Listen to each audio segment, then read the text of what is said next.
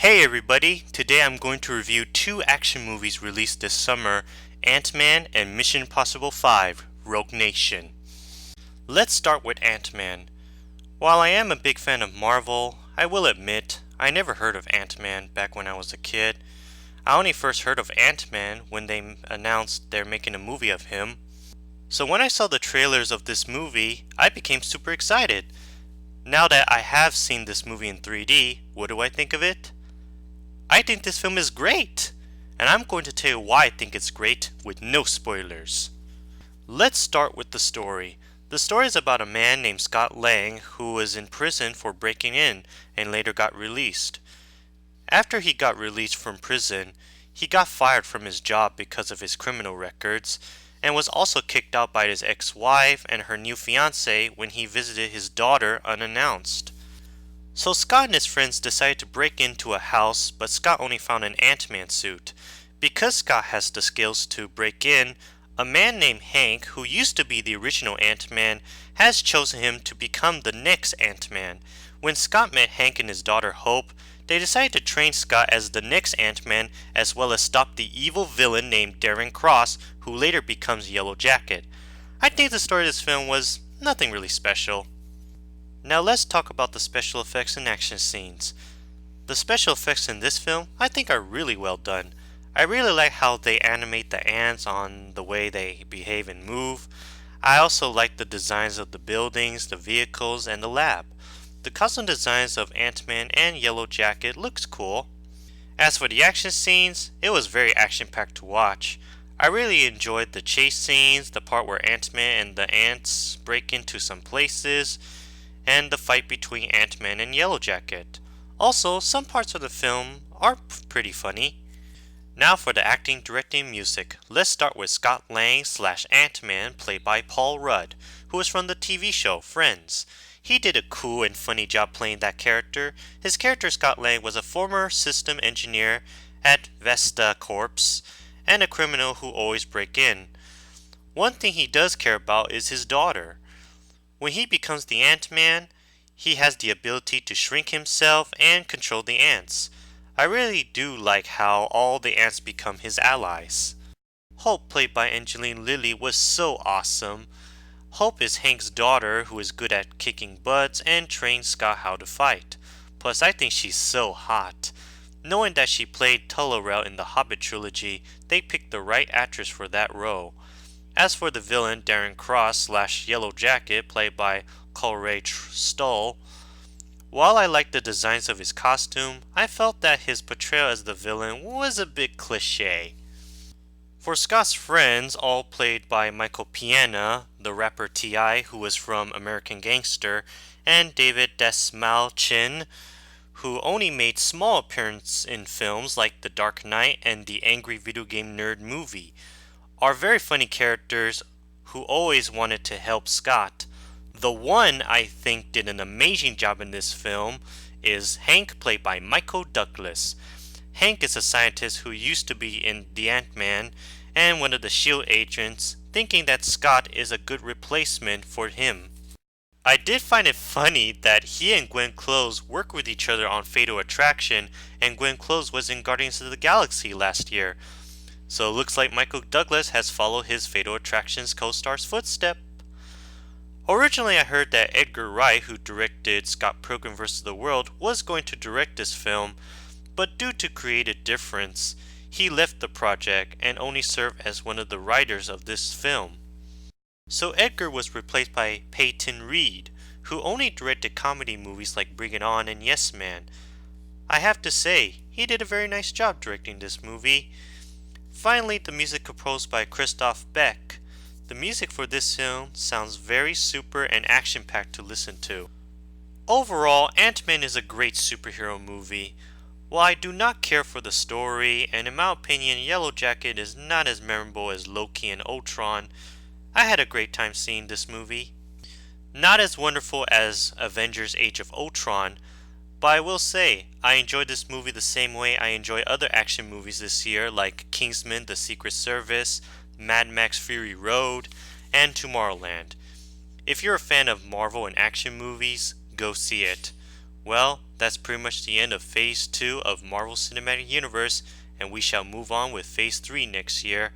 Also, be sure to check out both the mid-credits and after-credits scenes. I will not tell you what happened, but it is setting up for the next Marvel movie. I give this movie 4 out of 5 nuclear bombs.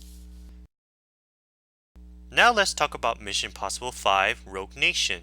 To tell you the truth, I never saw the Mission Impossible TV show, but I saw the movies.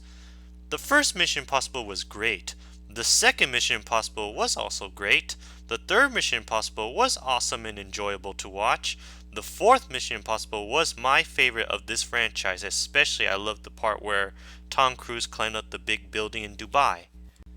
Now I am so excited to see the fifth Mission Impossible when it was first announced, as well as when I saw the trailers and the poster of this film. Now that I've finally seen it in IMAX, what do I think of it? This Mission Impossible movie is fantastic! It is now my favorite out of the entire Mission Impossible franchise.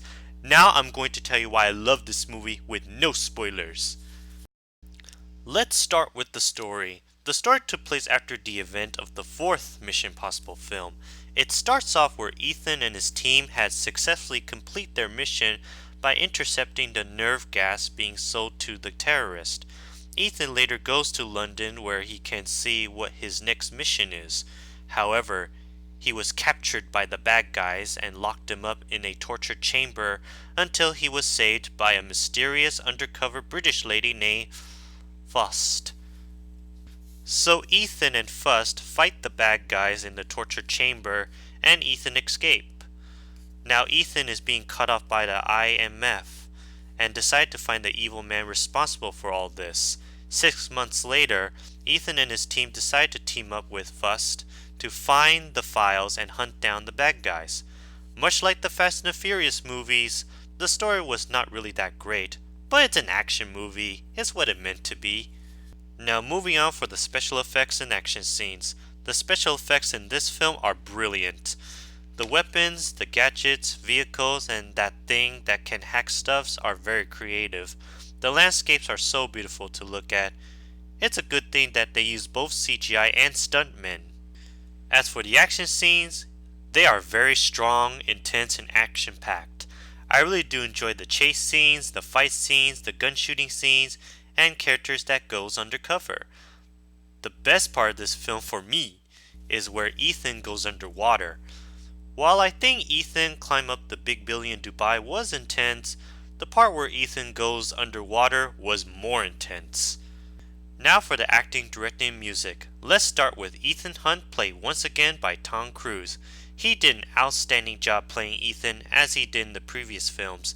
Ethan is a spy agent that is good at going undercover, fighting the bad guys, and hacking in.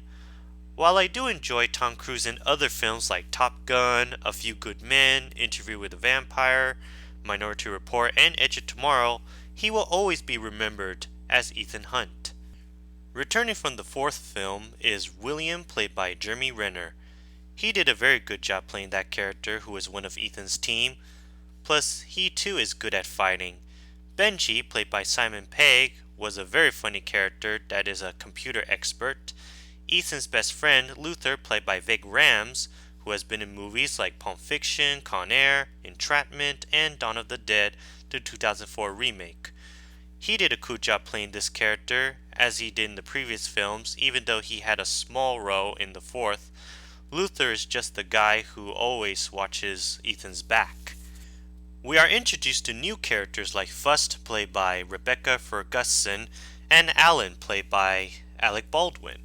Faust is an undercover girl who was good at fighting and teams up with Ethan and his team. Plus, I think she's one of the best female fighters ever. Alan's just a chief of director of the CIA and later becomes the secretary of IMF. As for the villain, played by Sean Harris, who was from Prometheus, he did a very clever job playing that villain who was smart, menacing, and really wants the files.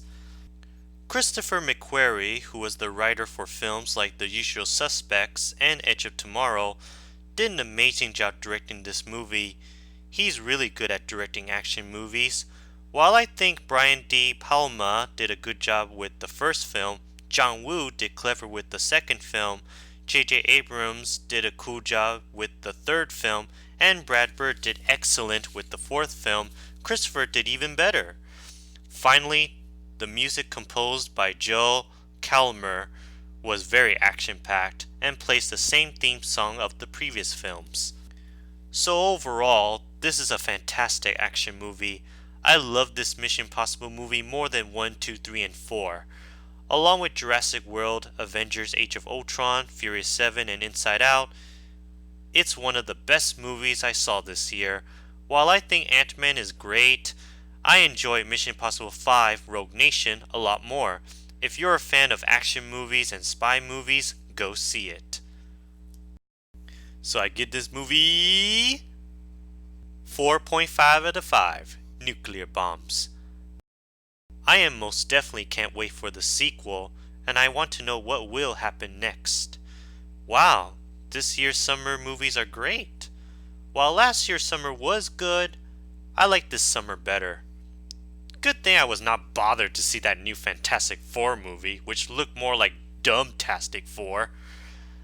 Now I am looking forward to see the next action spy movie coming this November, the new James Bond movie, Spectra.